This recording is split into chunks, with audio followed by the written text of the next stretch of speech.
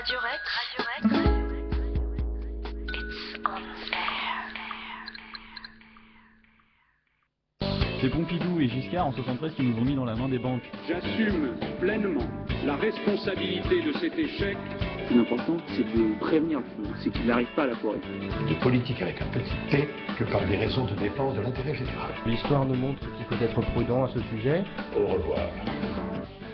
Bonsoir à tous et bonsoir à toutes, bienvenue dans Politiquement Incorrect, votre émission du vendredi, et c'est toujours un véritable plaisir de vous retrouver comme chaque vendredi soir. Ce soir on est là un petit peu plus tôt, mais ça reste un plaisir évidemment, et cela ne va pas nous empêcher de débattre avec Marc. Ah, alors évidemment comme d'habitude j'ai oublié ton micro. Bonsoir Nico. Avec Maxime. Bonsoir. Avec Vincent. Bonsoir. Et avec Baptiste. Bonsoir. Eh bien c'est un plaisir de vous retrouver messieurs en cette soirée et on va bien sûr débattre ensemble, ça va être génial. Alors débattre sur quel thème? Oui non c'est parce que j'avais oublié de quoi on allait parler, c'est pour ça que j'ai rajouté le mot génial. Eh bien nous allons débattre ce soir sur les traditions et effectivement à l'occasion de ce nouvel an chinois. Aujourd'hui c'est le nouvel an chinois, le saviez-vous? L'année du cheval, oui, Vincent, effectivement. Est-ce que vous le saviez que c'était l'année du cheval? Maxime, est-ce que tu y avais prêté attention? Non, pas du tout. Non, donc tu n'as pas été manger un petit chinois aujourd'hui Bah, en à même cette temps, occasion. j'attends pas que ce soit le nouvel an pour manger du chinois, ça c'est... Voilà, tu te fais plaisir quand tu le veux. Moi je préfère japonais à la rigueur. D'accord. Alors, Des fois que ça t'intéresse. oui, effectivement, pourquoi pas. Donc voilà, ce sera le débat de ce soir, on va se poser pas mal de petites questions. Et puis, effectivement, on a pris les pas de David Pujadas ce soir en commençant cette émission un petit peu plus tardivement que prévu. Je sais pas si vous l'avez remarqué, mais David Pujadas, le présentateur du journal de France 2, est arrivé en retard à son propre JT cette semaine. Trop la honte. Vous avez pas vu ça, Marc? Pas du tout. Non, mais toi c'est dans l'air le soir, c'est sur France 5 que tu regardes toi. Ouais, plutôt, et puis je sais pas, les journaux, je suis pas un grand fan non plus. donc Ouais, Voilà. le JT... Ouais, voilà. C'est démonné maintenant avec les chaînes BFM et tout. Donc voilà, vous avez loupé l'arrivée en retard de David Pujadas qui effectivement arrive sur son plateau alors que le générique est déjà lancé et il lui perd quelques secondes parce qu'il savait pas que son journal avait commencé. C'est quand même assez impressionnant. Voilà, et puis pour suivre un petit peu l'actualité de ces dernières semaines, on vous rappelle quand même que Michael Schumacher serait en phase de réveil. Alors voilà, on en avait parlé dans une de nos émissions, si ça vous intéresse, vous pourrez aller chercher sur internet de plus amples informations. Et enfin, Dieudonné, on a retrouvé 650 000 euros. 6 000 euros, ce serait pas encore très grave. Chez lui, voilà. Est-ce qu'il y a une petite réaction, peut-être, Maxime, à cette information? On aurait retrouvé 650 000 euros, alors qui serait, selon son avocat, affecté en fait ce serait des recettes de ses spectacles. Ouais, ce qui me surprend pas à mon avis. De toute façon, c'est un humoriste qui gagne bien sa vie puisque c'est le premier vendeur de billets en France, de spectacles en France. Donc il gagne bien sa vie, à la rigueur ça me choque pas. Après je crois que l'avocat conteste quand même le somme montant, ouais. Bon, enfin ça ne me fait pas changer d'avis sur cette histoire. Voilà, le système cherche, disons, à le tuer, à mettre entre guillemets, puisque justement il faut quand même donner les apparences de démocratie, de société progressiste où on n'est pas dans la tyrannie, on n'est pas dans tout ça, donc on peut pas, disons, employer des mesures qui soient trop radicales, donc on le tue mais de manière déguisée, en attaquant plutôt son porte-monnaie, en le diffamant, voilà, c'est les méthodes, disons, plus modernes pour écarter quelqu'un, voilà. Et on vous renvoie bien sûr aux dernières émissions où nous avions pu discuter du cas Dieudonné ou encore de plein d'autres actualités. N'hésitez pas à les regarder ou à les écouter si jamais vous ne les avez pas suivies. Elles restent bien sûr en podcast sur le site de la radio, radiorec.fr. Eh bien elles restent depuis le début, hein. Les premières émissions y sont. Si vous voulez revoir des anciens chroniqueurs par exemple, des anciens débats, n'hésitez pas à voir ces émissions. Et puis on essaiera de mettre dans les prochains jours, dans les prochaines semaines, une liste complète de toutes les émissions pour que vous puissiez les retrouver facilement avec les thèmes. Petite suggestion comme ça, j'y pense parce que j'ai vu le site et j'ai une petite critique à apporter, c'est que on énumère la liste des émissions sans que le thème apparaisse. Bien sûr. C'est-à-dire qu'on a le politiquement incorrect, du 25 truc, voilà, mais sans avoir le thème. Donc Merci, Maxime. c'est-à-dire qu'il faut cliquer dessus pour voir et je trouve que ça pourrait être mieux. Nous faisons si je puis me suivre permettre, au si je puis me permettre cette service remarque. communication de Voilà, l'émission, ouais. c'est-à-dire moi. J'avais pas. Voilà. Mais bon, voilà, il n'y aura pas d'intermédiaire, je te le dis directement. Merci beaucoup et au moins tout le monde sera au courant. Nous allons débuter donc notre débat de ce soir sur les traditions, débat que nous allons débuter tout de suite.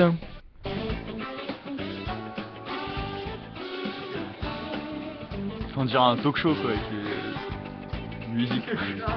Mais oui, mais c'est important, Maxime, on essaye de mettre un petit Non, peu non, de mais musique c'est la dans cette communication, émission. j'ai bien compris. Voilà, tout à fait. Ce service communication. Effectivement, alors nous allons eh bien débuter ce débat. Je vous le disais, nous allons parler des traditions. C'est un sujet proposé par Hugo il y a quelques semaines. C'était avant Noël qu'il nous l'avait proposé. Et à ce moment-là, eh bien dans la presse était sortie l'affaire du père Fouettard. Est-ce que vous en avez entendu parler? Est-ce que vous avez bossé un petit peu? Est-ce que vous avez lu les articles qui étaient mis dans notre comité de rédaction sur ce sujet? Peut-être Maxime, je te vois froncer les sourcils. Oui, parce que déjà, en fait, tu parles des traditions. Moi, je vais parler de la tradition. La tradition. Et encore une fois, comme ça arrive souvent, je vais dire qu'il faut aller aux sources des problèmes et pas s'attarder sur les diverses conséquences de... là, voilà, qu'on parle du père Fouettard, du père Noël, on va parler de quoi? Coca-Cola. Bon, enfin, ce qui est déjà prendre le problème au bout au lieu de le prendre à l'origine, quoi. Donc, on va essayer de revenir aux sources. Je vais m'efforcer de parler de la tradition avec un grand T, en évoquant certains auteurs comme René Guénon, voilà, donc... Tu voulais nous parler donc de René Guénon. Par exemple. Est-ce que tu peux nous le présenter juste très rapidement pour qu'ensuite on l'ait en filigrane dans l'émission peut-être? Bon, c'est difficile à... C'est un auteur qui est difficile à classer dans les catégories qu'on utilise habituellement, parce que c'est... Bon, alors c'est un écrivain, puis il écrit des livres, mais bon, il est décédé depuis déjà un certain temps, je crois qu'il est décédé dans les années 70.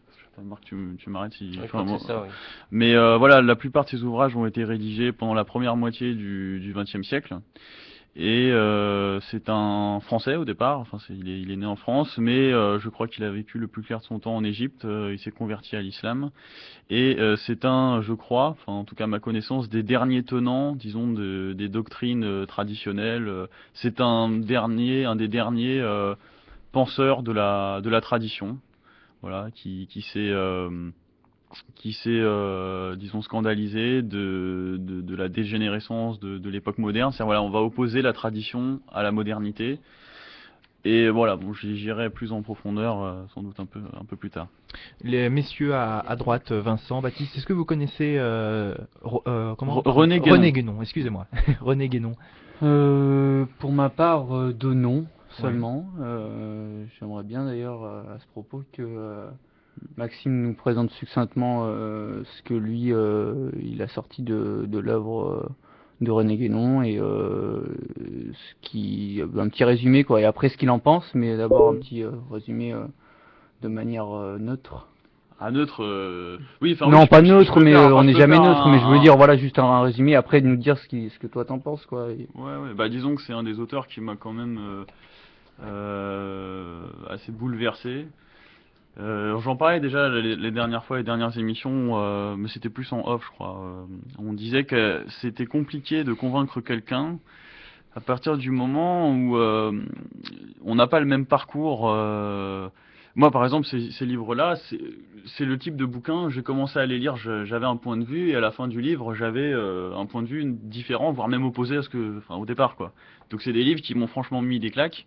Et parfois, quand du coup, j'énonce mes opinions telles qu'elles sont aujourd'hui, et qui sont pas forcément toujours compris, je me dis, je dois pas en vouloir à l'autre, puisque quelque part, si on connaît pas Guénon, si on connaît pas justement ces étapes de parcours, effectivement la compréhension peut être compliquée, et d'ailleurs c'est valable pour moi aussi, c'est-à-dire que les gens des fois qui sont contre moi peuvent avoir aussi eu des lectures que j'ai pas eues et vice versa. Donc l'intérêt à un moment donné, c'est en fait l'idéal ce serait de partager des livres, quoi. Voilà. Ce qu'il y a, c'est que je sais bien que généralement quand on conseille des livres, les gens prennent rarement les conseils et c'est très rare que les gens aillent derrière lire et tout. Donc c'est pour ça que je fais cet effort de ramener moi-même ces livres et puis de présenter dans les grandes lignes, voilà, peut-être pour me faire mieux comprendre et puis pourquoi pas convaincre. Alors, j'ai vu que tu avais des livres. Est-ce que tu as juste les titres des livres à conseiller à nos auditeurs éventuellement? Alors oui, en fait, Guénon, il a écrit quand même un certain nombre de livres. Il y a une production écrite qui est assez importante. Alors, j'ai pas du tout la prétention de dire que je maîtrise l'œuvre complète et j'ai pas du tout lu tous ses livres. J'en ai lu certains. J'allais dire les plus importants, mais encore, je crois qu'il m'en manque. J'ai pas la prétention non plus de dire que j'ai tout compris. Parce que, n'importe qui cherchera à découvrir ses ouvrages se rendra compte que c'est compliqué. c'est compliqué. Je crois que, disons, les outils qu'on a acquis dans notre apprentissage moderne, enfin, ne suffisent pas, disons, pour appréhender la portée de ce genre de bouquin. Donc moi-même, ayant été à l'éducation nationale depuis tout petit, voilà, en arrivant après le bac, l'université, tout ça, je me rends compte que sur certains bouquins, ça avait beau être écrit en français, je comprenais pas bien, quoi. Et d'ailleurs, parfois, c'est après coup, c'est 1 mois, 2 mois après, en réfléchissant, je dis, ah oui, si, c'est vrai, j'ai compris, mais enfin, c'est quelque chose d'assez complexe, enfin de très complexe même. Et donc là, j'ai ramené quelques bouquins. Je regrette de ne pas avoir eu, disons, je l'ai prêté, donc j'ai pas pu le récupérer tout de suite, mais c'est le bouquin qui, à mon avis, est l'un peut-être des plus importants si on veut commencer, si on veut, disons, aborder René Guénon. L'ouvrage le plus simple, je pense, c'est Crise du monde moderne. Voilà, qu'il avait écrit, je crois, dans la fin des années 40. Et c'est ça d'ailleurs qui m'avait interpellé, c'est que il écrit un bouquin sur la crise du monde moderne à un moment donné où, au niveau économique et social, la France se porte très bien, puisqu'on est dans les 30 glorieuses. Je crois qu'il a écrit le bouquin 47-48. Donc on est après la Seconde Guerre mondiale, on est dans la période des 30 glorieuses où il y a vraiment une période de plein emploi, où on a aussi plein d'innovations technologiques qui vont accroître le confort des Français et puis des Occidentaux de manière générale. Et je me dis, alors dans un tel contexte porteur, on a un auteur qui dit non, enfin en gros, non seulement, enfin il n'y a pas d'amélioration, mais il y a une accélération de la dégénérescence et il explique cette dégénérescence à la lumière justement des doctrines traditionnelles, en expliquant que quelque part, bon, tout est écrit. Alors c'est des ouvrages qui peuvent un peu rebuter l'universitaire classique, parce qu'effectivement on est dans des considérations qui sont, même au-delà du religieux, on est dans des considérations qui sont métaphysiques. Donc quand je dis métaphysique, ça veut bien dire ce que ça veut dire, c'est-à-dire au-delà du physique, c'est-à-dire ce qu'on appelle le monde physique, c'est le monde sensible, le monde qu'on perçoit avec nos 5 sens. Voilà, c'est la phrase typique de l'universitaire, c'est je crois ce que je vois, quoi, hein, ou même de n'importe quel raisonnement moderne de science, de ce qu'on appelle le scientisme, qui est issu directement de penseurs comme Descartes, voilà, la démonstration mathématique, je crois ce que je vois, tout ce qui existe finalement, enfin la réalité se résume à ce que l'on perçoit avec nos sens. Ce qui fait qu'on nie complètement une dimension métaphysique ou spirituelle. Et ce qui peut aussi, à mon avis, expliquer disons, la misère spirituelle de notre époque et le matérialisme que, pour le coup, beaucoup de gens critiquent. Donc j'ai lu pas mal je suis pas arrivé tout de suite à des gens comme Guénon ou Evola, mais j'ai commencé par de la sociologie, disons, classique ou de la philosophie, où tout le monde se plaint du matérialisme. Mais c'est finalement, je trouvais une critique assez légère. Ouais, bon, il faut acheter une deuxième télé, on n'a pas besoin d'une télé par chambre, tout le monde veut juste avoir une belle bagnole, avoir un bon salaire. Enfin, c'est sûr, c'est vrai si tu veux, mais ça me paraissait insuffisant. Et je comprenais pas, voilà, le fond même de ce problème. Et j'ai trouvé une réponse qui est contestable, qui est critiquable, mais que je trouve est pertinente et très originale, qu'on trouve voilà dans ce genre de livre. Et à ce moment-là, bah peut-être que je peux, si on a un moment, lire un peu une introduction quoi d'un des bouquins, pour qu'on puisse peut-être un peu mieux comprendre la pensée Guénon, même si encore une fois, du coup, je ne fais que prendre une citation prise comme ça dans un bouquin, sachant qu'il y a des milliers de pages. Mais je sais pas si je peux le faire maintenant, sinon... Oui, tout à fait. On te laisse peut-être en chercher. Je voulais juste écouter pendant que tu cherches. Ouais. Marc qui avait une réaction. Oui, moi Guénon, c'est quelqu'un aussi que j'ai lu sur conseil. Enfin, Maxime en avait parlé, donc. Oui, il y a un an. On a déjà parlé à avoir, disons, suivi mon conseil, voilà. Et j'ai lu en m'intéressant. Alors moi, j'ai pas commencé par la crise du monde moderne. J'ai commencé par Mélange. Je voulais un petit peu voir. D'ailleurs, il l'a là. C'était assez court, assez écrit gros. Je me suis dit bon, peut-être pour comprendre. Et c'est vrai qu'il y a quand même un niveau. Il y a quand même un sacré niveau d'écriture et de pensée quand même. C'est très difficile. C'est un des rares Guénon. Quand on le lit, on passe des fois plus de temps à faire des recherches dans les termes qu'il écrit. Dans les conceptions qu'il en a, par exemple pour lire un chapitre les chapitres sont très courts chez Guénon généralement, ils font 5 pages, des fois un peu plus, mais c'est vrai qu'on peut passer facilement plus de 3 heures à lire un seul chapitre. Parce que il y a des termes qui nous sont totalement étrangers et puis justement comme on n'a pas été éduqué, comme disait Maxime, à cette éducation aussi là, peut-être que c'était le cas avant, je ne sais pas vraiment. Je pense. Et c'est vrai. Alors il y a quand même, j'ai commencé par ce bouquin-là. Après j'ai lu La crise du monde moderne, qui est bon, je pense l'œuvre fondatrice de la pensée de Guénon. Mais à mon avis, l'ouvrage le plus important, ça restera Le règne de la quantité.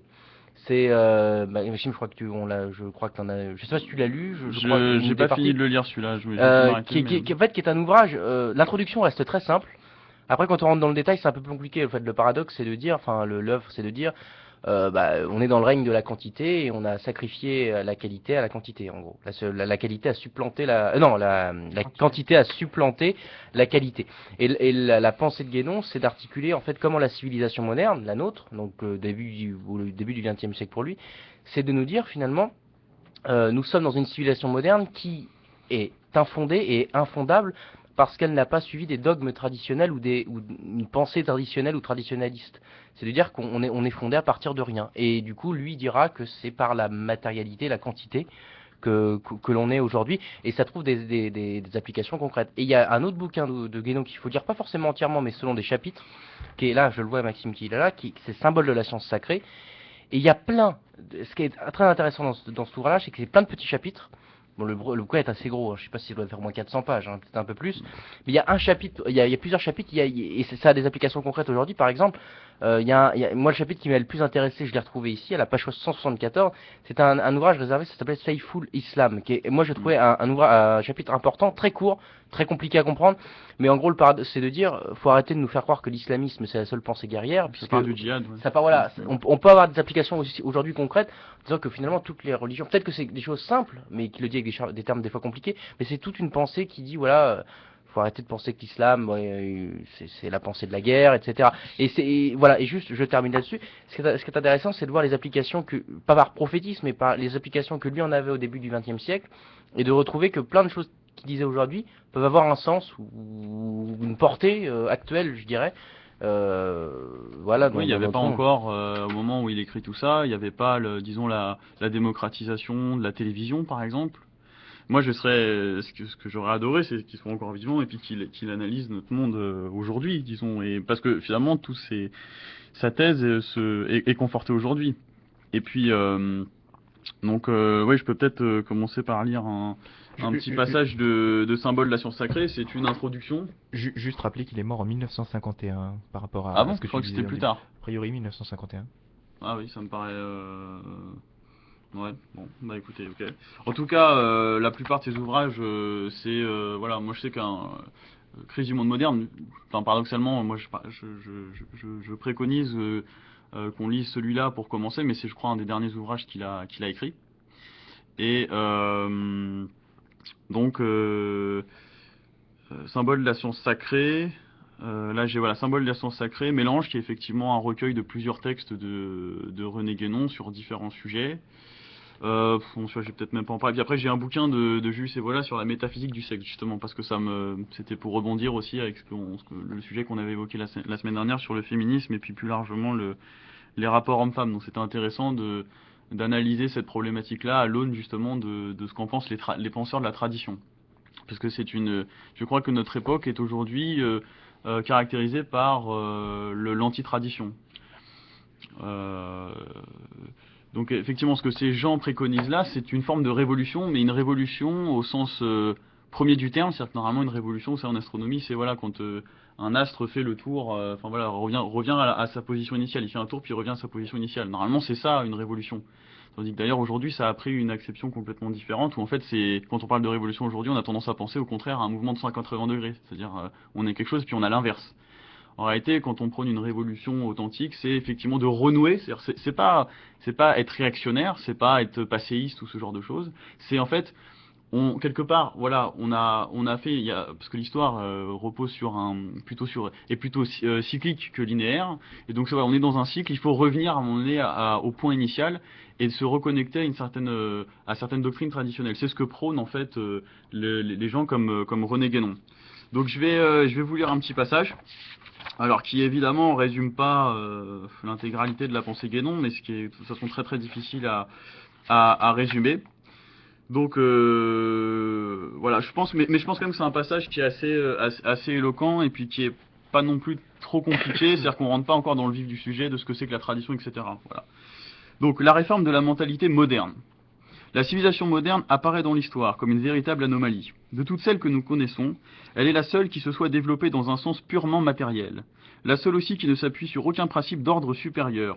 Ce développement matériel qui se poursuit depuis des siècles déjà, et qui va en s'accélérant de plus en plus, et là je vous dis, voilà, il n'avait même pas accès, il n'y avait même pas la télévision, les médias, etc., a été accompagné d'une régression intellectuelle qui est fort incapable de compenser.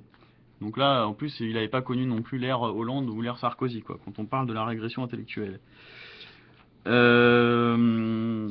s'agit en cela, bien entendu, de la véritable et pure intellectualité, que l'on pourrait aussi appeler spiritualité. Et nous nous refusons à donner ce nom à ce à quoi les modernes se sont surtout appliqués, c'est-à-dire la culture des sciences expérimentales en vue des applications pratiques auxquelles elles sont susceptibles de donner lieu. Un seul exemple pourrait permettre de mesurer l'étendue de cette régression. Donc, par exemple, la somme théologique de saint Thomas d'Aquin était dans son temps un manuel à l'usage des étudiants. Où sont aujourd'hui les étudiants qui seraient capables de l'approfondir et de l'assimiler? La déchéance ne s'est pas produite d'un seul coup. On pourrait en suivre les étapes à travers toute la philosophie moderne. C'est la perte ou l'oubli de la véritable intellectualité qui a rendu possible ces deux erreurs qui ne s'opposent pas qu'en apparence, qui sont en réalité corrélatives et complémentaires, rationalisme et sentimentalisme. Alors, dès lors qu'on niait ou qu'on ignorait toute connaissance purement intellectuelle, comme on l'a fait depuis Descartes, on devait logiquement aboutir d'une part au positivisme, à l'agnosticisme et à toutes les aberrations entre guillemets scientistes, et d'autre part à toutes les théories contemporaines qui, ne se contentant pas de ce que la raison peut donner, cherchent autre chose, mais le cherchent du côté du sentiment et de l'instinct, c'est-à-dire au-dessous de la raison et non au-dessus. Et on arrive, avec William James par exemple, à voir dans la subconscience le moyen par lequel l'homme peut entrer en communication avec le divin, ce qui est l'équivalent de la psychologie aujourd'hui, quoi. La notion de la vérité, après avoir été rabaissée à n'être plus qu'une simple représentation de la réalité sensible, c'est ce que je vous expliquais tout à l'heure, est finalement identifiée par le pragmatisme à l'utilité, ce qui revient à la supprimer purement et simplement. En effet, qu'importe la vérité dans un monde dont les aspirations sont uniquement matérielles et sentimentales. Il n'est pas possible de développer ici toutes les conséquences d'un semblable état de choses, bornons-nous à en indiquer quelques-unes, parmi celles qui se rapportent plus particulièrement au point de vue religieux. Et tout d'abord, il est à noter que le mépris et la répulsion que les autres peuples, les orientaux surtout, éprouvent à l'égard des occidentaux, viennent en grande partie de ceux que ceux-ci leur apparaissent en général comme des hommes sans tradition, sans religion, ce qui est à leurs yeux une véritable monstruosité. Un oriental ne peut admettre une organisation sociale qui ne repose pas sur des principes traditionnels. Pour un musulman par exemple, la législation tout entière n'est qu'une simple dépendance de la religion. Autrefois, il en était ainsi en Occident également. Que l'on songe à ce que fut la chrétienté au Moyen-Âge, mais aujourd'hui, les rapports sont renversés. En effet, on envisage maintenant la religion comme un simple fait social, au lieu que l'ordre social tout entier soit rattaché à la religion. Celle-ci, au contraire, quand on consent encore à lui faire une place, n'est plus regardée que comme l'un quelconque des éléments qui constituent l'ordre social. Et combien de catholiques, hélas, acceptent cette façon de voir sans la moindre difficulté? Il est grand temps de réagir contre cette tendance, et à cet égard, l'affirmation du règne social du Christ est une manifestation particulièrement opportune. Mais pour en faire une réalité, c'est toute la mentalité actuelle qu'il faut réformer. Il ne faut pas se le dissimuler. Ceux mêmes qui se croient être sincèrement religieux n'ont pour la plupart de la religion qu'une idée fort amoindrie. Elle n'a guère d'influence effective sur leur pensée ni sur leur façon d'agir. Elle est comme séparée de tout le reste de leur existence. Pratiquement, croyants et incroyants se comportent à peu près de la même façon. Pour beaucoup de catholiques, l'affirmation du surnaturel n'a qu'une valeur toute théorique, et ils seraient fort gênés d'avoir à constater un fait miraculeux. C'est là ce qu'on pourrait appeler un matérialisme pratique, un matérialisme du fait. N'est-il pas plus dangereux encore que le matérialisme avéré, précisément parce que ceux qui l'atteignent n'en ont même pas conscience? D'autre part, pour le plus grand nombre, la religion n'est qu'affaire de sentiments, sans aucune portée intellectuelle. On confond la religion avec une vague religiosité, on la réduit à une morale. On diminue le plus possible la place de la doctrine, qui est pourtant tout essentielle, ce dont tout le reste ne doit être logiquement qu'une conséquence. Sous ce rapport, le protestantisme, qui aboutit à n'être plus qu'un moralisme pur et simple, est très représentatif des tendances de l'esprit moderne. Le protestantisme à l'origine du capitalisme, etc. Mais on aurait grand tort de croire que le catholicisme lui-même n'est pas affecté par ces mêmes tendances. Non dans son principe, certes, mais dans la façon dont il est présenté d'ordinaire. Sous prétexte de le rendre acceptable à la mentalité actuelle, on fait les concessions les plus fâcheuses et on encourage ainsi ce qu'il faudrait au contraire combattre énergiquement. N'insistons pas sur l'aveuglement de ceux qui, sous prétexte de tolérance, se font les complices inconscients de véritables contrefaçons de la religion, dont ils sont loin de soupçonner l'intention cachée. Signalons seulement, en passant à ce propos, l'abus déplorable qu'il est fait trop fréquemment du mot même de religion. N'emploie-t-on pas à tout instant des expressions comme celle de religion de la patrie, religion de la science, religion du devoir? Ce ne sont pas là de simples négligences de langage, ce sont des symptômes de la confusion qui est partout dans le monde moderne. Car le langage ne fait en somme que représenter fidèlement l'état des esprits. Et de telles expressions sont incompatibles avec le vrai sens religieux. Mais venons-en à ce qu'il y a de plus essentiel. Nous voulons parler de l'affaiblissement de l'enseignement doctrinal, presque entièrement remplacé par de vagues considérations morales et sentimentales, qui plaisent peut-être davantage à certains, mais qui, en même temps, ne peuvent que rebuter et éloigner ceux qui ont des aspirations d'ordre intellectuel. Et malgré tout, il en est encore à notre époque. Malgré tout, il en est encore à notre époque. Donc de gens qui s'intéressent à ça. Ce qui le prouve, c'est que certains, plus nombreux même qu'on pourrait le croire, déplorent ce défaut de doctrine. Et nous voyons un cible favorable, en dépit des apparences, dans le fait qu'on paraît de divers côtés sans rendre compte davantage aujourd'hui qu'il y a quelques années. On a certainement tort. Je termine juste... Voilà. Il me reste... je veux bien terminer, mais... Quoi, le temps est compté? Ça dépend ce que tu... Je veux bien continuer un peu. Mais Après, on va toucher à l'œuvre et on risque de devoir payer des droits si on dit tout son livre aussi. Hein. Non, c'est juste... Attends, c'est juste 3 pages sur 500... je sais pas combien. Je t'en prie, vas-y. Bon, tu me dis si vraiment c'est trop long, voilà. Bon, au pire, déjà, termine le paragraphe, après on pourra repartir. Déjà, il y a moyen de débattre, là, déjà. Ouais, mais attends, parce que c'est... Déjà, c'est... Enfin, il faudrait lire tout, c'est vrai. Mais... Alors... On a certainement tort de prétendre, comme nous l'avons souvent entendu, que personne ne comprendra un exposé de pure doctrine. D'abord, pourquoi vouloir toujours se tenir au niveau le plus bas, sous prétexte que c'est celui du plus grand nombre, comme s'il fallait considérer la quantité plutôt que la qualité? N'est-ce pas là une conséquence de cet esprit démocratique qui est un des aspects caractéristiques de la mentalité moderne? Et d'autre part, croit-on que tant de gens seraient réellement incapables de comprendre si on les avait habitués à un enseignement doctrinal? Ne faut-il pas penser, même que ceux qui ne comprendraient pas tout qui ne comprendraient pas tout en retiraient cependant un certain bénéfice peut-être plus grand qu'on le suppose. Mais ce qui est sans doute l'obstacle le plus grave, c'est cette sorte de défiance que l'on témoigne dans trop de milieux catholiques et même ecclésiastiques à l'égard de l'intellectualité en général. Nous disons le plus grave parce que c'est une marque d'incompréhension, jusque ceux-là même à qui incombe la tâche de l'enseignement. Ils ont été touchés par l'esprit moderne au point de ne plus savoir, pas plus que les philosophes auxquels nous faisions allusion tout à l'heure, ce qu'est l'intellectualité vraie, au point de confondre parfois intellectualisme avec rationalisme, faisant ainsi involontairement le jeu des adversaires. Nous pensons précisément que ce qui importe avant tout, c'est de restaurer cette véritable intellectualité, avec elle le sens de la doctrine et de la tradition. Il est grand temps de montrer qu'il y a dans la religion autre chose qu'une affaire de dévotion sentimentale, autre chose aussi que des préceptes moraux ou des consolations à l'usage des esprits affaiblis par la souffrance, qu'on peut y trouver la nourriture solide dont parle saint Paul dans l'épître aux Hébreux. Nous savons bien que cela a le tort d'aller contre certaines habitudes prises et dont on s'affranchit difficilement, et pourtant il ne s'agit pas d'innover, loin de là, il s'agit au contraire de revenir à la tradition dont on s'est écarté, de retrouver ce qu'on a laissé se perdre. Cela ne vaudrait-il pas mieux que de faire à l'esprit moderne les concessions les plus injustifiées, celles par exemple qui se rencontrent dans tant de traités d'apogétique, où l'on s'efforce de concilier le dogme avec tout ce qu'il y a de plus hypothétique, de moins fondé dans la science actuelle, quitte à tout remettre en question chaque fois que ces théories soi-disant scientifiques viennent à être remplacées par d'autres.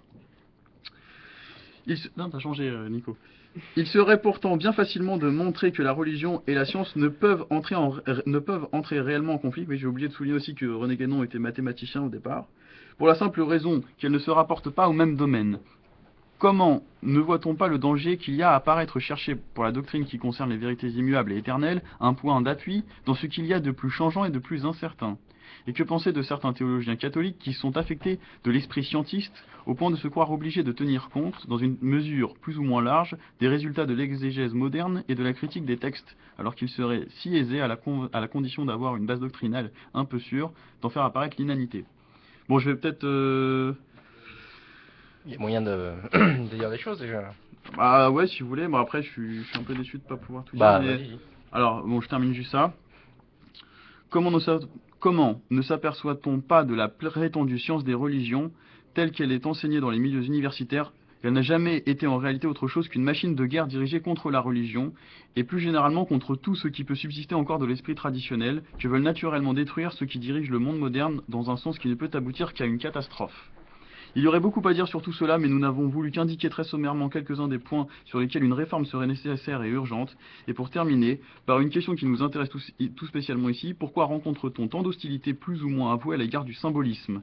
Assurément parce qu'il y a là un mode d'expression qui est devenu entièrement étranger à la mentalité moderne, et parce que l'homme est naturellement porté à se méfier de ce qu'il ne comprend pas.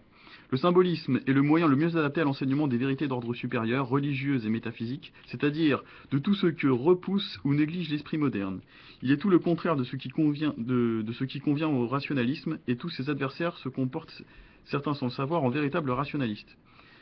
Pour nous, nous pensons que si le symbolisme est aujourd'hui incompris, c'est une raison de plus pour y insister en exposant aussi complètement que possible la signification réelle des symboles traditionnels, en leur restituant toute leur portée intellectuelle, au lieu d'en faire simplement le thème de quelques exhortations sentimentales pour lesquelles, du reste, l'usage du symbolisme est chose fort utile. Bon, je m'arrête là, puisque c'est un texte d'introduction au symbole. Bah c'est... Voilà. Il marche pas celui-là? Si, Si, il si, marche. on C'est pas l'habitude, excusez-moi. Ouais, Effectivement, hein? Tu l'as perdu cette habitude. Ben oui, j'ai perdu cette habitude d'être d'être à la place du chroniqueur. J'explique pour ceux qui n'ont pas la vidéo. En fait, je suis en train d'essayer d'allumer un ordinateur pour nos chers amis chroniqueurs. Et effectivement, j'ai changé de place. Et c'est pour ça que nous avions cette discussion à l'instant. Alors, Marc, puisque tu connais un petit peu Guénon, est-ce que tu as des remarques? J'ai vu que tu notais quelques informations, des compléments peut-être par rapport à ce que disait Maxime il y a quelques secondes. Non, enfin des compléments. Enfin, j'ai pas le niveau pour remettre en cause Guénon, mais il y a des choses. On peut pas être d'accord ou pas être d'accord. Bon, moi, c'est vrai que j'ai pas une vision très religieuse des choses. Enfin, et quoi qu'il en a pas vraiment une, mais qui s'imprègne plutôt de la tradition et du religieux. Je dirais une chose déjà sur le rapport Orient-Occident. D'ailleurs, je crois qu'il y a un bouquin. Tu m'arrêtes, Maxime? Oui, il y a un bouquin qui est Orient-Occident, justement, voilà. Et là, il y a vraiment beaucoup. Je trouve qu'il y a des applications pratiques dans la façon de voir aujourd'hui le monde. Et je pense que, évidemment, que si l'Arabie Saoudite est à part, mais bon, il y a des relations anciennes qui font que on peut expliquer pourquoi c'est plus ou moins l'allié des Américains, mais c'est pas le sujet. Mais c'est vrai que voilà, les peuples, je dirais au sud du Sahara et même les pays du Maghreb, du Machrek, du Moyen-Orient ont toujours eu une imprégnation très très très concrète des traditions de la religion, de pratiques justement non quantitatives, plutôt qualitatives. Et c'est ça qu'il essaye de mettre en avant, Guénon. C'est ça qui est aujourd'hui très pertinent. Et moi, c'est pour ça que je m'étonne et je m'énerve surtout quand je vois qu'on veut imposer à des peuples des façons de faire de démocratie. Moi, je suis très content de vivre en démocratie pour l'instant. Évidemment, il y a toujours quelques turpitudes qui font que.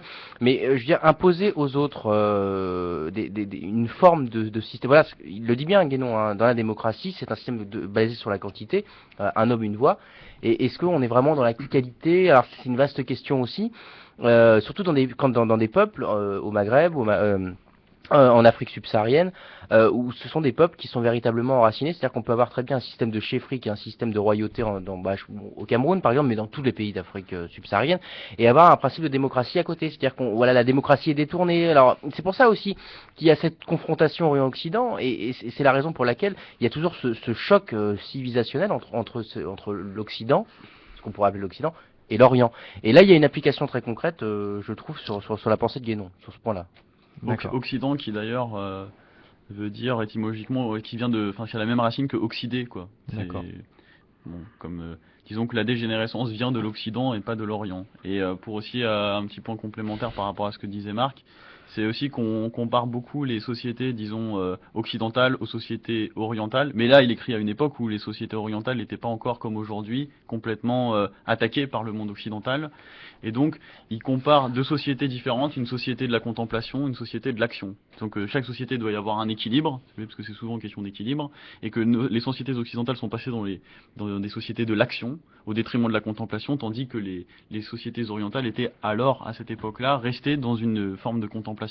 Je vois que Vincent s'interroge. Ouais, je trouve ça un peu, en fait, ce schéma contemplation-action un peu bizarre. Ça me parle pas trop dans le sens où cette époque-là, c'est la sortie de la Seconde Guerre mondiale, et où encore le Moyen-Orient était sous une grosse influence européenne, après les mandats britanniques, français, et où il n'y avait pas encore cette construction de l'État qu'on a aujourd'hui. Donc ça me paraît un peu... Je vois pas trop en fait ce que tu veux dire derrière le terme contemplation, quoi. J'ai l'impression quand tu me dis ça, j'ai l'impression d'un peuple qui lui n'avance pas parce qu'il est sous domination d'un autre peuple qui lui est dans l'action en fait. En fait, c'est-à-dire que c'est une manière effectivement d'expliquer par exemple la supériorité occidentale qui commence déjà au moment des grandes conquêtes, Mhm. c'est que déjà, en fait, selon ces gens-là, disons, les sociétés occidentales en dégénérescence se tournent bien plus vers le matérialisme que sur le spirituel. C'est ce qui d'ailleurs explique leur progrès technique et leur Mhm. supériorité sur le plan militaire. D'accord. Et donc c'est pour ça qu'ils comparent les sociétés occidentales beaucoup plus basées dans l'action Mhm. que les sociétés, disons, plus traditionnelles, orientales ou même, par exemple, on peut parler des Indiens aussi, par exemple, qui sont restés beaucoup plus dans un registre plus traditionnel où, disons, la voie spirituelle était la voie dominante. C'est-à-dire qu'on a les sociétés traditionnelles sont caractérisées de la manière suivante. On a normalement, une société hiérarchisée, Mhm. pyramidale, où au sommet, on a le prêtre. Enfin, le prêtre de manière, c'est pas forcément le prêtre catholique, quoi. Je veux dire, c'est celui qui sait. Voilà. C'est-à-dire que c'est la connaissance qui est au sommet normalement de ces sociétés-là. Et donc on est dans la contemplation plus que dans l'action qui est plutôt réservée au domaine militaire. C'est-à-dire si je devais comparer ça à la société occidentale, c'est-à-dire que normalement, et pendant d'ailleurs un certain temps les sociétés occidentales étaient sur ce registre-là, c'est-à-dire que c'est le clergé, c'est un peu cette répartition clergé, tiers état et noblesse, ou disons militaire, c'est-à-dire le roi normalement est moins sur le plan hiérarchique et sur un rang inférieur que le prêtre. Sous l'influence, ouais. Voilà, c'est pour ça qu'on parle de société de la contemplation. Baptiste souhaitait réagir. Ouais, j'avais une question par rapport à l'œuvre de Guénon là qui a l'air d'être colossale. Donc Ouais. juste pour m'éclairer, parce qu'après peut-être je débattrai, mais là c'est vrai que ça touche tellement de sujets, de points importants et complexes, c'est ça, et complexes Ouais, et voilà, c'est très difficile d'en parler quand finalement on connaît pas l'œuvre, on connaît pas vraiment la personne. Enfin moi je connais pas, donc mais ce qui m'a peut-être marqué, c'est est-ce que il hiérarchise pour toi, est-ce que tu penses qu'il hiérarchise finalement le côté oriental et le côté occidental, mais surtout même cet aspect transcendantal de la religion islamique? Est-ce que tu penses que pour lui c'est la vérité qu'on doit suivre absolument, pas absolument, mais celle qu'il préconise? Est-ce que c'est ça qui Alors il n'y a pas de hiérarchisation des religions. En fait, il faut comprendre que les religions, alors je vais prendre une image, je sais plus, c'est pas lui qui la prend, je sais plus qui. C'est qu'en fait la métaphysique c'est comme l'eau et la religion comme un verre. C'est-à-dire que la religion, d'ailleurs d'où l'étymologie la religar qui veut dire relier, c'est-à-dire que c'est, si tu veux, l'outil qui permet à l'homme de se relier à voilà cette fameuse intellectualité dont parle Guénon. C'est pour ça aussi tu parlais de transcendance, c'est ça, c'est-à-dire que la religion c'est religar, c'est relier l'homme vers au divin. Bon, c'est dans cette conception, c'est ça que ça veut dire. Donc à partir de là, disons que l'islam, le catholicisme ou le bouddhisme, il a fait d'ailleurs aussi des ouvrages sur les doctrines hindoues. Non, où on se dit bon quel rapport bon. Mais en fait c'est que pour lui toutes ces religions ne sont en fait que des manifestations différentes d'un seul et même principe, des doctrines traditionnelles. C'est-à-dire que ce sont et d'ailleurs ça c'est aussi un des trucs qu'il expliquait, c'est que plus le temps passe et plus justement on bascule dans le règne de la quantité et plus on voit émerger des nouvelles formes de religion. Quelque part, c'est comme si on suit son raisonnement, que déjà le fait qu'on ait trois religions monothéistes, le judaïsme, l'islam et le catholicisme, c'est déjà une forme de dégénérescence, c'est-à-dire que c'est déjà une division qui s'éloigne de l'unité. Et que plus, effectivement, on le voit d'ailleurs, et c'est marrant d'ailleurs de voir que c'est un des phénomènes les plus importants, c'est aux États-Unis qu'on voit que ce phénomène est le plus important, c'est la naissance de différentes églises, c'est-à-dire qu'aux États-Unis, qui est d'ailleurs à mes yeux, et là c'est vrai que les gens comme Guénon m'ont convaincu, c'est qu'effectivement cette dégénérescence a été impulsée depuis les États-Unis et du monde anglo-saxon. Et qu'on voit qu'aux États-Unis, c'est presque chaque personne a sa religion. Ce qui est au final la mort de la religion. Puisque si chacun a sa religion, il n'y a plus de religion. Et juste pour revenir sur ce que tu disais, comment alors à ce moment-là, quelqu'un qui parle je reprends tes termes, de dégénérescence à partir du moment même où les religions monothéistes ont été inventées, pourquoi cette même personne s'est convertie, ou je sais pas si elle s'est convertie, ou c'est juste tout simplement Oui, à ce moment-là, pourquoi quelque part cautionner cette dégénérescence voilà, j'ai compris. Alors, je pense pas qu'il était musulman comme tu le penses. Non, mais je ne pense C'est-à-dire pas. que Je n'ai c'était pas pas- de pensée enfin, sur le. C'est-à-dire qu'il va pas forcément être aucun musulman jugement de valeur en là-dessus. disant. C'est vrai que pourquoi à ce moment-là s'être converti à l'islam et pas au catholicisme, par exemple. Oui, ou même pourquoi même s'être converti à quelque chose à ce moment-là, tout simplement si comme tu le dis, il pense que c'est déjà une forme de. Ça, je sais pas. dégénérescence. Pourquoi est-ce qu'il s'est converti plus à l'islam que au catholicisme? Je sais pas. Dans ce que j'ai pu lire, j'ai pas eu de réponse. Il parle pas de lui personnellement.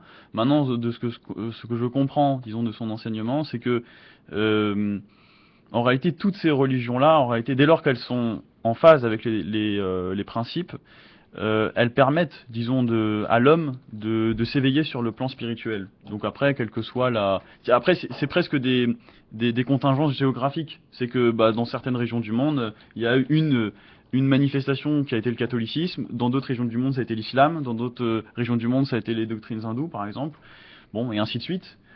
Et que finalement, ça c'est plutôt du ressort de la culture, mais pas de la métaphysique en elle-même, qui là est une et indivisible. Si on suit ce que dit Guénon, voilà. Très bien. Et j'ai une question par rapport à ça, juste peut-être pour, j'aimerais si c'est possible peut-être s'écarter juste un petit peu de Guénon, parce que c'est vrai qu'on n'est pas tous spécialistes, et savoir ce à quoi finalement par rapport au thème de l'émission ça a amené, et ce que tu voulais un petit peu démontrer par là toi-même quoi, et sans même forcément en s'appuyant sur Guénon peut-être, mais sans, parce que c'est vrai qu'on n'est pas forcément spécialiste de lui, donc là, c'est moi non plus, difficile je de- me dis pas spécialiste de Guénon. Il y a des gens qui en parlent vraiment très bien. Moi, j'ai juste. Mais est-ce que c'est cette forme de décadence justement que tu veux souligner par là ou Voilà, c'est-à-dire que je trouve que Guénon a une explication. C'est-à-dire que lui, il parle de dégénérescence à un moment donné où, encore une fois, les sociétés occidentales sont en plein essor, mais d'un point de vue matérialiste, c'est-à-dire qu'on a un plein emploi, on a des innovations technologiques. Les années qui suivent, on a le frigo, on a la voiture, tout ça, c'est-à-dire vraiment une espèce de confort matériel qui s'installe, mais qui se fait au détriment d'une forme de richesse spirituelle. C'est-à-dire qu'on a la richesse matérielle qui prend le pas sur la richesse spirituelle. Et aujourd'hui, bon, ça c'est des sujets qu'on aborde tout le temps, et même sans parler de métaphysique ou de choses comme ça, on voit très bien que même à l'université, on essaie d'expliquer. On a des chapitres sur les inégalités dans le monde, sur le racisme, sur le mal-être au travail, sur même le travail en lui-même, le problème du capitalisme, alors bon, qui est un mot valise derrière lequel on range les problèmes de rentabilité, de course au profit, etc., etc., etc. Et c'est vrai que, bon, on peut le dénoncer, mais je crois que René Guénon met le doigt sur quelque chose d'intéressant, c'est que, et qui effectivement est un raisonnement qui est complètement étranger au paradigme universitaire, c'est parce que, quelque part, nos civilisations, et c'est un discours que je tiens assez souvent ici, en fait, c'est que nos civilisations se sont bâties sur un certain nombre de principes et de doctrines, et que on remarque que plus on s'en éloigne, et plus on constate ce genre de dégénérescence. Et il y a des gens qui l'ont théorisé, des gens qui en ont parlé, comme Guénon. Donc vu qu'on fait un sujet sur la tradition, je me dis, c'est le moment de parler de ces sujets-là, pour expliquer la débâcle dans laquelle on se trouve aujourd'hui. Et on parlait d'abaissement du niveau intellectuel, quand on voit le niveau universitaire, le niveau du politique, etc. Je trouve que tout ceci fait sens, et qu'ils écrivent ça à un moment donné où c'était pas encore flagrant. Voilà. On va écouter Marc, et puis après, évidemment, on passera peut-être à d'autres questions, à d'autres sujets. Du coup, ça fera le lien entre ce que Baptiste et Maxime ont dit. En fait, je pense que Guénon, c'est pas quelqu'un qui va vous dire allez vous convertir absolument, etc. Je pense qu'il prend des façons d'organisation qui sont au sein de la religion et qui font qui font un principe d'ordre universel. Il parle beaucoup du tout, et du coup il s'oppose aussi au principe de division. On rentre un peu dans les détails, mais c'est aussi l'idée, c'est pas de se convertir, mais de chercher dans ces traditions et dans ces civilisations-là des choses qui ont été constructrices. Et donc du coup là, on bascule pas sur des dogmes. C'est pour ça qu'il s'oppose très bien à ce que Maxime a rappelé en lisant Guénon. Au sentimentalisme. La religion, c'est pas que du sentimentalisme. C'est pas. C'est même pas ça du tout. C'est même pas ça du tout d'ailleurs. C'est pas être ton prochain quand même. C'est pas des valeurs forcément comme on le voit universalistes ou sentimentalistes ou etc. Non, c'est des principes d'organisation qui pour lui fondent un petit peu et nous empêchent d'accéder purement et de basculer totalement dans la matérialité. Et c'est ça l'apport de Guénon. Et c'est du coup ça nous sort un petit peu du dogme un petit peu, la matérialité, spiritualité. Non, lui, il est pas pour l'un ou pour l'autre. Il dit juste prenez de ce qu'il y a, je pense, dans les formes de traditions, les traditions hindoues, les traditions qu'on peut observer dans l'Orient, enfin les traditions au sens large avec un grand T comme a dit Maxime. Prenez ça et inspirez-vous, comme ça on baignera pas un petit peu dans le règne de la matérialité.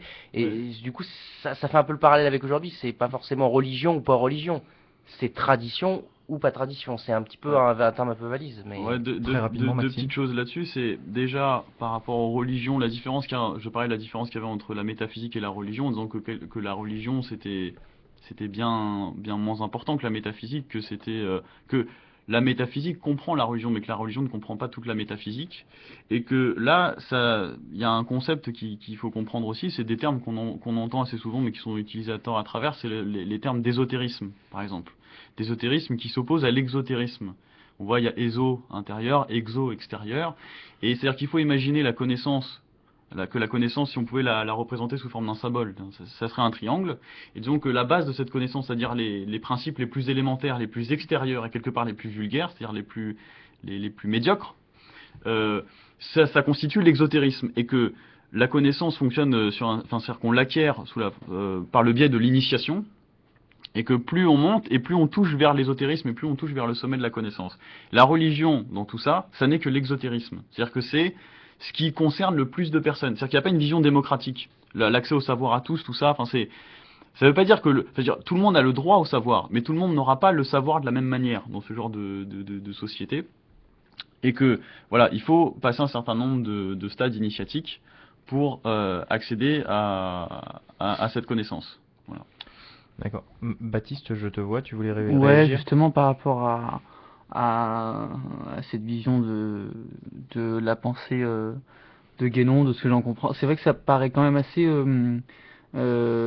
ésotériste ou ésotérique, je sais plus. Ésotériste, oui, Ésotériste, enfin, ouais, si tu veux. un peu élitiste, quoi. Et ça C'est paraît, élitiste, ouais. enfin, c'est-à-dire, c'est un peu euh, c'est peut-être un petit peu le paradoxe que je vois un peu, c'est-à-dire cette vision d'ensemble, holiste, un petit peu de ce qui pourrait, de ce qui peut, de la dégénérescence et en même temps d'un certain progrès, enfin toutes ces choses, de la transcendance, un petit peu très plutôt universelle comme je le vois, et finalement d'une pratique et enfin d'un partage comme il le fait plutôt élitiste et même dans sa façon justement d'écrire comme tu disais plutôt assez compliqué et très enfin je veux dire il y a un paradoxe, je comprends. je sens un paradoxe là-dedans, après voilà. C'est-à-dire si je reformule un peu, ce que je comprends, c'est que tu es surpris d'un côté du fait que on prétend quelque part améliorer les sociétés, et donc là on parle d'universalité, etc., qui à mon avis sont des termes qui te sont séduisants. Et dans le même temps, non mais c'était juste que voilà, ça me paraissait il me paraissait de ce que tu disais qu'il avait plutôt voilà des revendications universelles et un petit peu de schéma voilà de vision holiste un petit peu et qu'il revendiquait ça avec une démarche plutôt élitiste, donc il me semblait y avoir un paradoxe. Après moi je dis les sociétés traditionnelles effectivement sont des sociétés élitistes, ça c'est vrai, et c'est d'ailleurs ce qui a valu à ce genre de pensée d'être taxé parfois d'extrême droite. Parce que effectivement, on prône une société de caste. Comme je disais tout à l'heure, c'est-à-dire qu'on a la caste des gens qui prient, des gens qui savent, des gens qui défendent, des gens qui gouvernent et des gens qui travaillent. C'est-à-dire qu'on a effectivement cette division-là de caste. Après, moi quand j'y réfléchis, c'est vrai que donc du coup c'est une conception des sociétés qui n'a rien à voir avec la démocratie. C'est ces gens-là qui s'opposent radicalement à la démocratie. En même temps, aujourd'hui, parce que je me dis, c'est vrai, alors c'est pas juste. Pourquoi quelqu'un qui travaille, qui serait paysan, ça veut dire que du coup, lui et ses descendants n'ont jamais l'espoir de gouverner un jour, ou ce genre de choses. Bon, ça c'est des pensées qui me sont venues à la lecture de ces bouquins et de me dire, voilà, j'ai peut-être un point de désaccord. Alors, je réfléchis et je me dis en même temps. Ça s'oppose, c'est vrai, à ce qu'on appelle aujourd'hui la promotion sociale. C'est ça, en fait, le truc, on dit la promotion sociale, c'est voilà, mes enfants auront une meilleure situation, une position sociale, etc. etc. Ce qu'il y a, c'est que je crois que il y a une critique que j'apporte à cette façon de voir aussi la société, celle de la promotion sociale, c'est que si tout le monde veut monter, à la fin tout le monde est en haut, il n'y a plus rien, il n'y a plus personne à la base. Et ça trahit aussi un certain individualisme. C'est-à-dire que chacun fonctionne à son niveau, et chacun, s'il peut passer devant l'autre, il le fera. Et il n'y a pas cette cohésion globale qu'il peut y avoir dans ce type de société traditionnelle de voilà, moi je sais quel est mon rôle, je sais quelle est ma fonction, et c'est-à-dire que j'agis localement, mais je pense global. Et ce genre de paradigme est complètement contraire au paradigme moderne, où on voit que clairement, les gens se deviennent très très égoïstes, et si tout le monde pouvait... C'est-à-dire qu'on se plaint de la répartition des richesses, mais tout le monde cherche à maximiser ses propres revenus. Tu vois, c'est-à-dire qu'il y a aussi là, je pense, une forme de paradoxe aussi, c'est-à-dire dans nos sociétés modernes. Donc, je réfléchis et je trouve que finalement la piste des castes. Et puis d'ailleurs aujourd'hui, il y a toujours des castes en réalité. C'est juste qu'elles ne sont plus fondées sur les fonctions de chacun, mais elles sont fondées sur les niveaux de revenus. C'est les catégories socio-professionnelles, c'est les classes de revenus, etc. C'est-à-dire qu'on a toujours des sociétés qui sont finalement hiérarchisées. Mais maintenant, c'est sur un critère, voilà, encore une fois matérialiste, fondé sur l'argent. Je sais pas ce qu'il y a de mieux. Très très rapidement, Baptiste. Très rapidement, parce qu'après on passe... Bah, on va continuer sur les traditions, mais des traditions avec un petit T, je pense. Là, pour D'accord, bon, moi je pars après. Non, je voulais réagir à ce que tu disais, parce que il y a des petites choses... moi, alors, tu avais l'air plutôt donc assez d'accord avec Guénon, même si en omettant certaines... Et j'ai du mal avec ce que tu rapportais de sa vision, parce que moi, je critique pas, mais j'exprime moi ma vision propre et ma préférence, peut-être. Je suis plutôt attaché, c'est vrai, à une vision libertaire et un petit peu du fait que les gens puissent choisir réellement ce qu'ils veulent et qu'ils ne soient pas déterminés dès le départ et donc castés comme tu disais, et donc qu'ils puissent s'épanouir et s'émanciper comme ils le peuvent. Après c'est vrai que à l'extrême, et on le voit dans nos sociétés désormais, ça apporte des malheurs et des problèmes d'orientation aussi. Et des problèmes d'orientation, des choses extrêmement négatives, je suis tout à fait d'accord. Après moi je suis peut-être, s'il faudrait choisir, j'irais peut-être plutôt dans ce sens, mais j'essaierai au maximum de restreindre ce qui paraît négatif, ce qui paraît logique pour toutes les choses qu'on préfère mais qu'on veut, voilà, auxquelles on veut enlever juste les effets négatifs. Après voilà, ce que je voulais, moi ce qui me dérange, c'est que je pense par exemple que s'il y a une telle pensée des générescence aussi, et si tu parlais même des salaires, des choses comme ça, c'est que moi j'avais réfléchi un petit peu à ça, un petit peu, c'est que moi au lieu tout simplement d'apporter des réponses collectives et des formes de pensée collectivistes et des choses comme revenir à des pensées traditionnelles et refonder un petit peu, essayer de tenter de refonder nos formes de vie et nos systèmes de pensée par des choses auxquelles qui marchaient avant pour certaines choses et dans lesquelles, comme on le voyait, les gens n'avaient pas forcément énormément de liberté. Moi, je pense surtout que il faut tenter de réévaluer, mais ça individuellement en fait.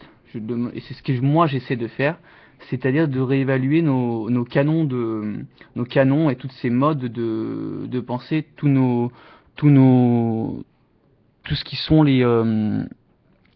tout ce qui évalue finalement le monde et ce qui est et toutes les choses et toutes les canons d'évaluation qui existent, c'est-à-dire, je m'exprime plus clairement, c'est-à-dire un petit peu, et ça je le demande individuellement parce qu'on peut pas l'imposer aux autres, c'est-à-dire donc, les canons musicaux, même les canons, tout ce qu'on appelle, même j'ai du mal avec toutes ces choses, ça c'est commercial, ça c'est pas commercial, à un moment donné, c'est très personnel, et c'est comme tu disais, par exemple, voilà, il y a une certaine promotion sociale, moi je ne vois pas la personne, et je n'évalue pas la personne, par rapport et je sais que beaucoup de gens, et notamment de notre génération, le font et évaluent les gens par le nombre de voitures qu'ils ont, par le nombre de maisons qu'ils ont, voilà. C'est les critères de la réussite sociale moderne. Exactement. Ouais. Et dans un autre sens aussi, on a dans notre même génération maintenant, on peut le voir, une énorme critique aussi.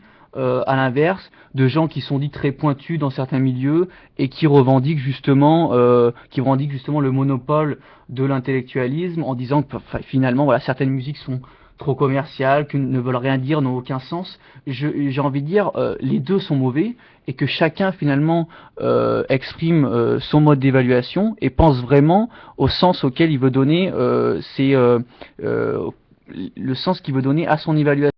Moi, quand j'évalue une propre musique, je veux dire un propre film, je me pose pas la question par rapport aux canons qui sont donnés, c'est-à-dire est-ce que celui-ci est commercial, est-ce que celui-ci me paraît intellectuel. Non, je me demande moi proprement, moi tout seul, ce qui me convient, dans quel sens il va, comment je l'évalue, si je me dis qu'il m'apparaît intéressant, je veux dire sur certains points, d'autres non. C'est ça un petit peu qui me dérange, c'est tous ces canons là, et ce qui finalement amène à redéterminer finalement les choses dans un autre sens, et justement dans ce sens matériel. Et c'est ce qui me parle pour certains, et dans d'autres justement dans une forme de mode intellectuel. C'est ça un petit peu que je remets en cause, mais de façon individuelle, j'ai envie de dire. Je comprends ce que tu veux dire, c'est finalement ne pas se laisser influencer par. Ça pourrait pas être confus, je suis désolé, mais non, c'est je difficile crois à avoir compris expliquer, ce que tu veux dire, même si j'ai une petite critique à y apporter. Parce que ça revient à dire chacun finalement doit exercer son libre arbitre. En gros, oui, voilà, parce sur que toute chose. Je suis assez attaché à ce genre de choses. Et que chacun doit analyser les choses et faire sa propre évaluation sur la base de sa propre sensibilité. Et disons que c'est un peu ça, mais je dis pas que tout doit être relativisé et qu'on ne doit pas avoir certains cadres, je dis pas ça. Parce que le mais problème je dis que juste je trouve à ça, c'est que je crois que tout le monde dit ça. C'est-à-dire que tout le monde dit que c'est très difficile pour les gens d'admettre qu'ils soient influencés. Et donc tout le monde va dire que quand ils choisissent une musique, d'écouter une musique, de s'habiller d'une certaine manière, etc., que c'est le fruit de leur libre arbitre, etc. Alors que je parle pas forcément pour toi, mais je veux dire dans une grosse majorité de cas, on voit que en fait non, ça découle d'un certain conditionnement. Et justement ce que la tradition apporte dans ce genre de choses, c'est-à-dire que ce sont des repères. Je lisais tout à l'heure un passage où je disais de principe éternel, immuable, c'est un truc qui effectivement lorsque l'homme est soumis à un certain nombre de fluctuations, c'est-à-dire que l'homme c'est un être fini, c'est un être qui est soumis à l'épreuve du temps, puisque on meurt un jour, on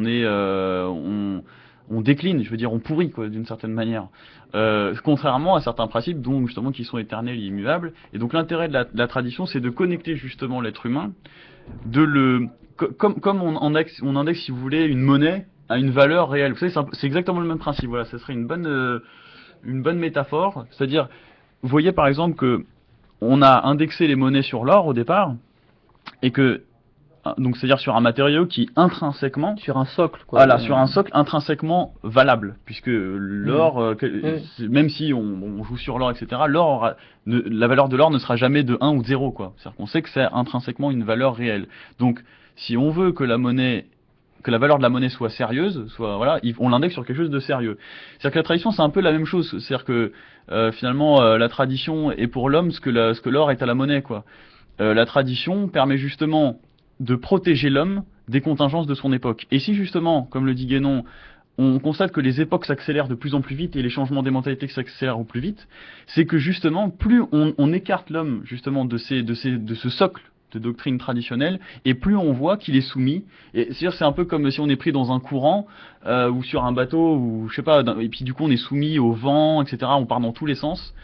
Et la tradition est là, si vous voulez, comme un repère, comme un pilier qui permet justement à l'homme de ne pas subir toutes ces fluctuations.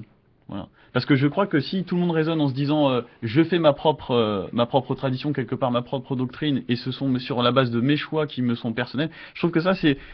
Moi, par exemple, je suis prêt à parier que si tu étais né il y a 2 siècles, alors que tu aurais été constitué de la même manière, tu aurais été le même bipède, tu vois, mais tu aurais pensé certainement différemment. C'est-à-dire que tes critères, même aujourd'hui, sont complètement conditionnés par l'époque dans laquelle tu vis.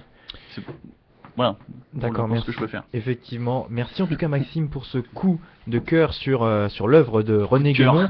Oui, c'est le nom amoureux. C'est le nom d'une rubrique quand effectivement on fait une page littéraire dans cette émission. Donc merci. Oui, on est un peu sur la chronique. Ouais. Pour cette présentation. On va passer, je le disais, effectivement, puisque le temps file, sur des traditions avec un petit T. Alors pour toi peut-être un T en exposant tellement il est petit, mais les autres traditions, celles qui constituent finalement le mois de janvier. Vous savez, le mois de janvier, c'est le mois des galettes des rois, par exemple. C'est le mois du du nouvel an, voilà. Effectivement, 30 millions de SMS et de MMS échangés entre 21h et 2h du matin cette année. Voilà, pour la petite information, 30 millions en France évidemment. Voilà, je vous propose d'écouter le journal, l'introduction du journal de David Pujadas le 1er janvier 2014.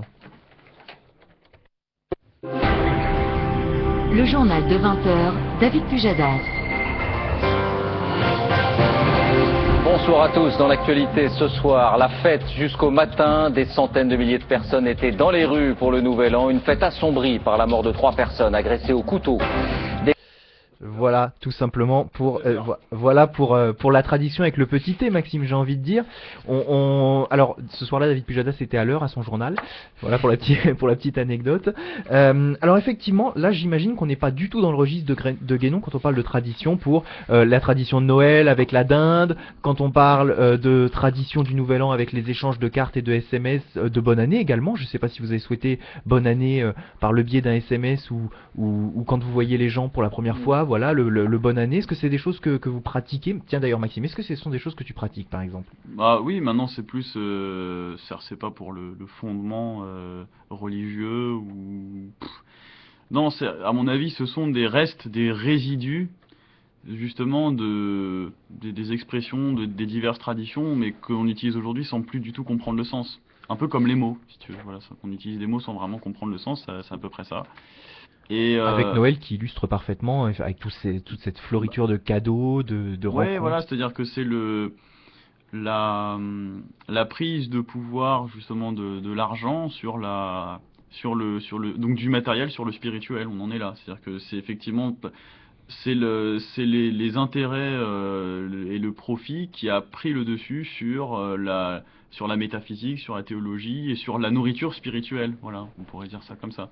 Vincent, sur le Nouvel An, les traditions tout mois de janvier, un mois de fête, la fin de l'année, le début de l'année qui commence, enfin voilà, sur cette période. Ouais, c'est plus une période, justement, comme je suis assez d'accord avec Maxime là-dessus, de réunion en famille où on se partage des vœux, des repas, et le côté spirituel a perdu de son sens, quoi, parce que c'est des dates qui sont là depuis des décennies, des siècles et des siècles, donc elles sont très ancrées. Le sens premier, lui, a disparu. Après, chacun se fera son idée si c'est bien ou si c'est pas bien. Hein. Alors, est-ce que tu prends par exemple des bonnes résolutions au mois de janvier? Non, absolument pas. Non, parce que, de toute façon, personne. Qui prend des bonnes résolutions? Est-ce que Marc, tu prends des bonnes résolutions? Non, pas vraiment, mais enfin. Tu n'as pas décidé de te mettre au sport en début d'année? Ah bah c'est sympa. Non, parce que ça sert à rien d'avoir des buts de toute façon, parce que on sait pertinemment que généralement on va pas les réaliser, donc bon. On est moins déçus, au moins c'est déjà ça.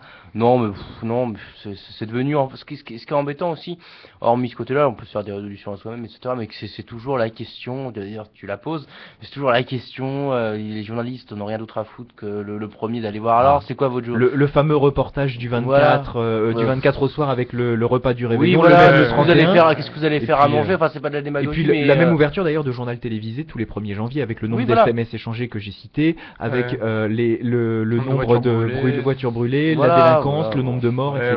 Et puis la petite photo sur les Champs-Élysées avec les coupes de champagne qui étaient pourtant interdites. Voilà, non mais voilà, mais je trouve que c'est que ça, je sais pas si c'est, enfin, en tout cas, à nos jours, je trouve que ça n'a pas vraiment un grand sens. Mais ce qui est terrible, c'est de faire de la formation sur quelque chose qui n'en est aujourd'hui plus, ou qui n'en a peut-être pas été avant, j'en sais rien. Peut-être que si, hein, je sais pas, sur ce que là, je suis pas vraiment calé. Avec la galette des rois aussi, je l'ai cité, aussi la galette des rois tout au long du mois de janvier, qui est un sacré business finalement. Mais c'est comme tout, c'est comme Pâques, c'est comme toutes les grandes fêtes en fait. Excusez-moi pour la répétition, mais c'est comme toutes ces grandes fêtes on voit plutôt ça aujourd'hui comme une façon de se libérer ou du travail, ou de se libérer une journée, ou de sortir, etc. Mais il n'y a plus le fondement aujourd'hui. C'est pour ça que d'un côté, on est content tous de les avoir, hein, moi le premier, mais je veux dire, quand on voit la fréquentation des églises ou des lieux qui sont censés incarner la journée, on est quand même relativement pas déçus, mais on s'en étonne même plus maintenant, donc.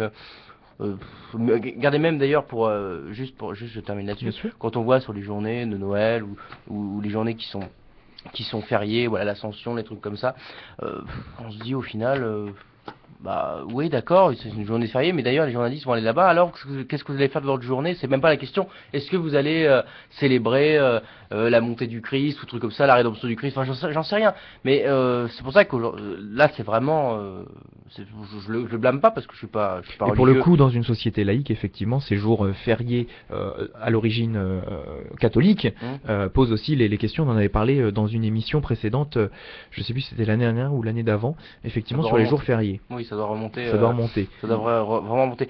Et bon, non, mais voilà, je crois que la chose est à peu près identique partout, même dans le cas du 11 novembre.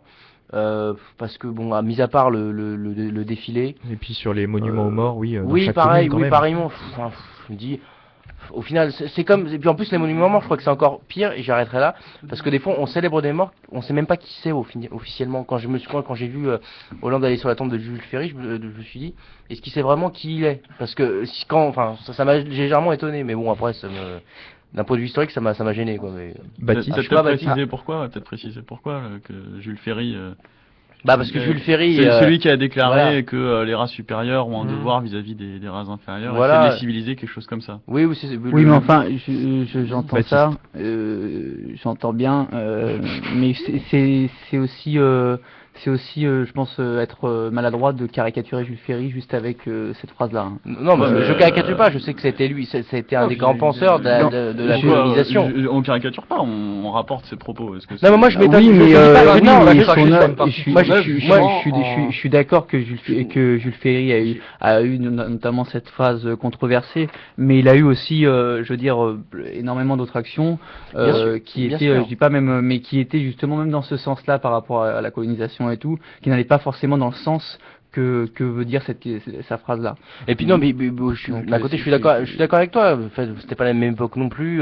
Pratiquement tout le monde le disait. Enfin, je veux dire, faut quand même être fort. Mais je me suis juste étonné de voir qu'un gouvernement de gauche, enfin quoi que tu me diras, la colonisation au départ elle est de gauche, donc ça m'a d'un côté, d'un point de vue historique, ça me gêne pas, mais de faire un petit peu cet égalitarisme, cette volonté universelle de l'égalité, de machin, et puis aller se recueillir devant quelqu'un qui est un des penseurs et pas le seul qui a pu légitimer ou non la colonisation, ça me dérange un petit peu, mais c'est vrai que bon, c'est pas que l'œuvre de Jules Ferry, je suis d'accord avec toi, Baptiste, et c'était surtout une autre période. Je ne peux pas dire qu'il l'a pas dit, hein, non mais bien sûr, c'est la réalité, je suis tout à fait d'accord. Mais c'est vrai que disons que moi-même au départ j'avais une bonne image de Ferry, après j'en ai eu une mauvaise image, et c'est pour ça et après il faut quand même rentrer plus dedans. Et tout est très nuancé au niveau de son œuvre. Hein, non mais je trouve je suis sûr qu'on célèbre des gens et on oublie généralement ça sert à rien d'aller faire quelque chose comme ça, de se recueillir devant des monuments, plutôt que d'en signer vraiment ce qui s'est vraiment passé, parce que je trouve que dans les programmes scolaires déjà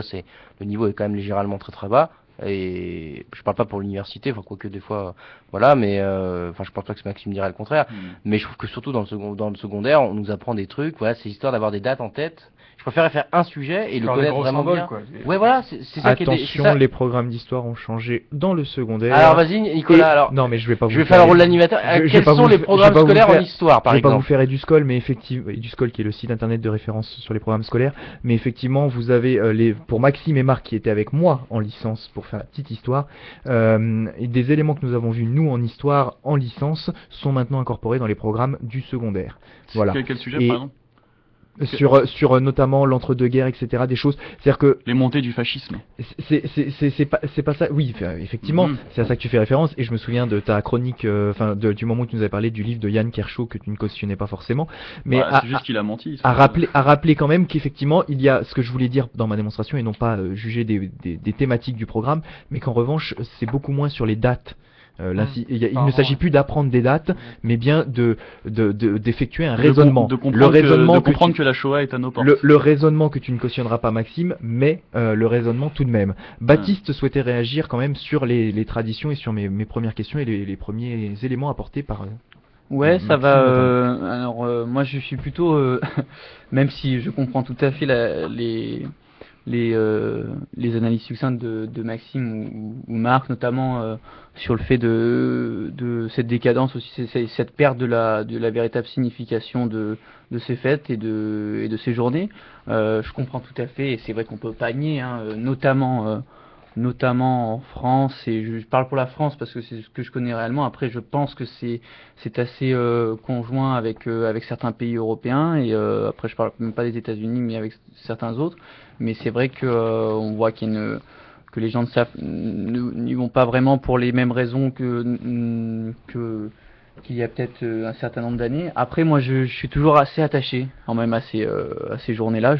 Après, justement, ça va même dans le sens de la discussion de tout à l'heure, et pour revenir, c'est peut-être attaché à ma condition et à ma situation. Et de ce côté-là, justement par rapport à ce que disait Maxime, je suis tout à fait d'accord et quand je disais qu'on essaye de se faire son propre cheminement individuel, on ne peut jamais enlever le conditionnement qui nous fait, et ce qu'on est, et que énormément de choses nous influencent. Je voulais juste te dire que finalement, c'est d'essayer au maximum de l'enlever, de corriger cela. Et c'est pour ça que je suis plutôt assez d'accord avec les théories même de la communication et toutes ces choses-là et de l'échange comme on le fait là, et toutes ces et de nombreux théoriciens, notamment l'approche A, c'est-à-dire le fait d'échanger énormément pour trouver des solutions en commun et d'essayer d'apporter nous-mêmes nos propres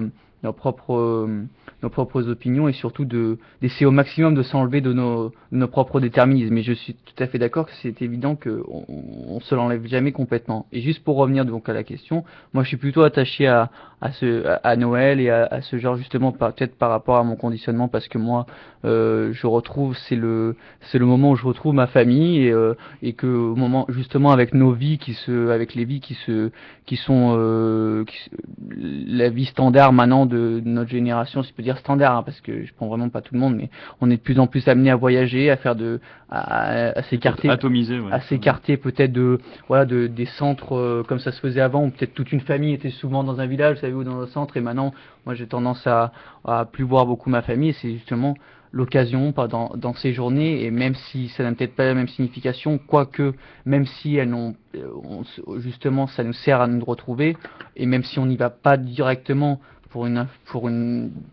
avec une pensée religieuse, je crois que c'est indirectement quand même toujours là, et que mine de rien on sait quand même quel jour c'est, on sait que voilà, c'est le jour où Jésus est né, on sait ces choses-là, même si voilà, c'est une énorme perte de signification, mais je crois que voilà, pour moi c'était juste même au niveau physique, j'ai envie de dire, au niveau ça m'est important.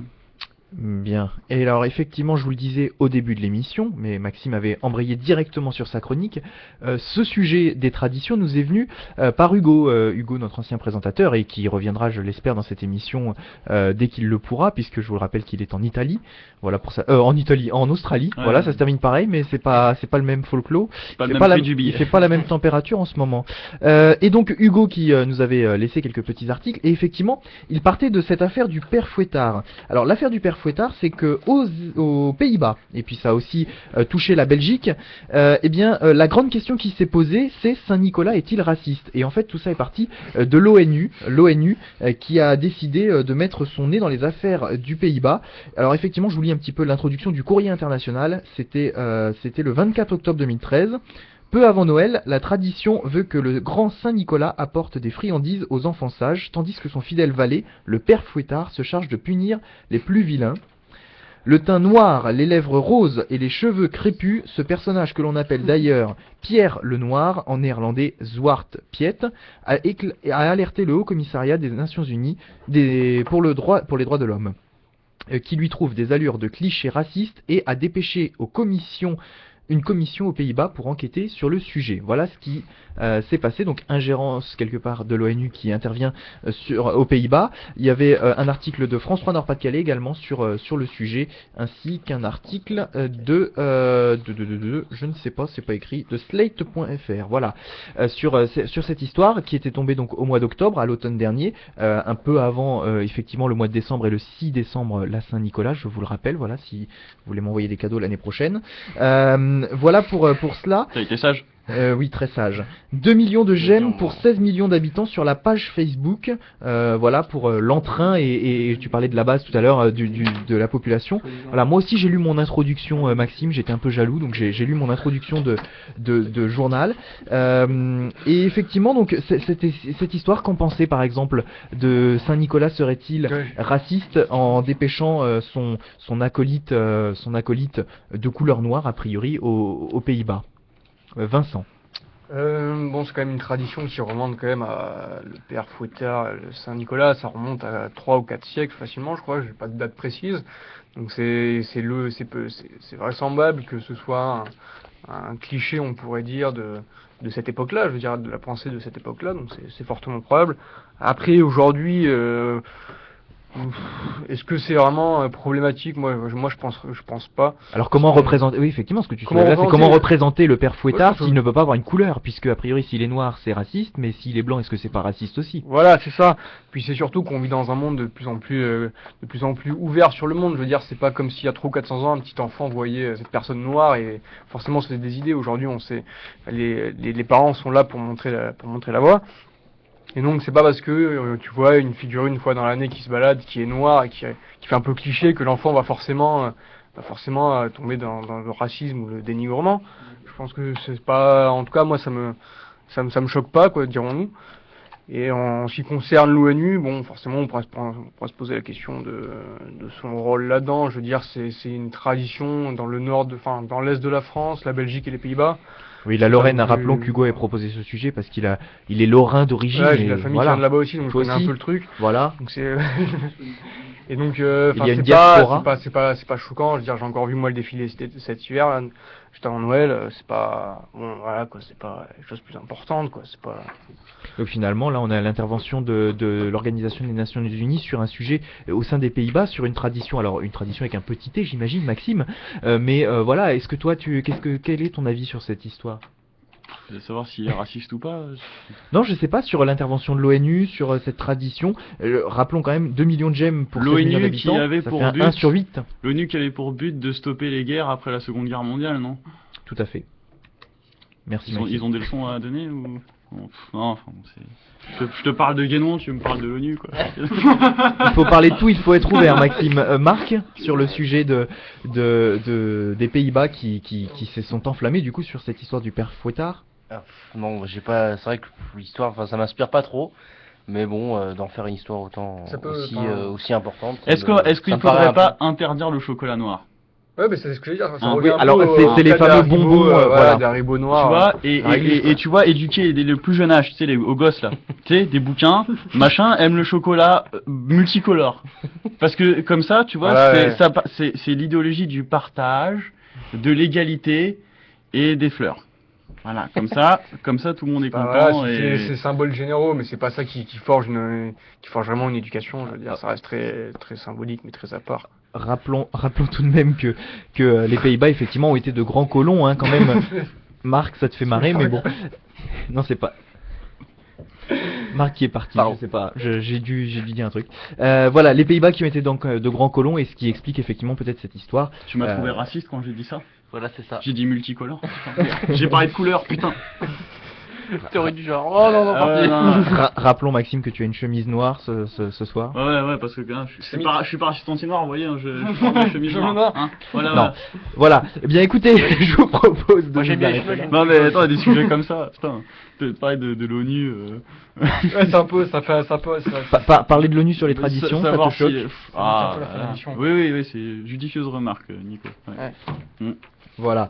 Bah écoutez, merci beaucoup d'avoir été avec nous ce soir, tout simplement. Hein. Merci à Maxime, on a bien rigolé. Merci Vincent, merci Baptiste, merci Marc, bien sûr.